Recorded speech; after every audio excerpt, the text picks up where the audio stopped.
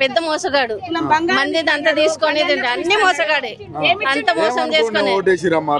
మేము వేయలేదు వానికైతే, వేయలేదు మేము, కేసీఆర్ అయితే తెలుసు మాకు ఈ కాంగ్రెస్ వస్తే ఇట్లాంటివి అయితే అని మాకు మొదలే తెలుసు, అందుకని మేము వేయలే.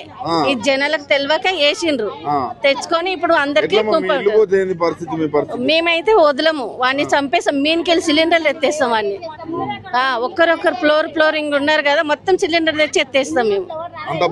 అంత బాధ అవుతుంది, కష్టం, భూములు అమ్ముకొని ఇట్లా అంత కష్టపడి ఇల్లు కట్టుకున్నాం. ఏం పుక్కడు కాదు, వాళ్ళు అందరిని ఆర్చి పెద్దగా అవుతారు, మేము కష్టపడి పెద్దగా అయినా ఉందాం. ఇప్పుడు ఇల్లు కట్టుకునే పొజిషన్ గిట్లా లేదు హైదరాబాద్ లో.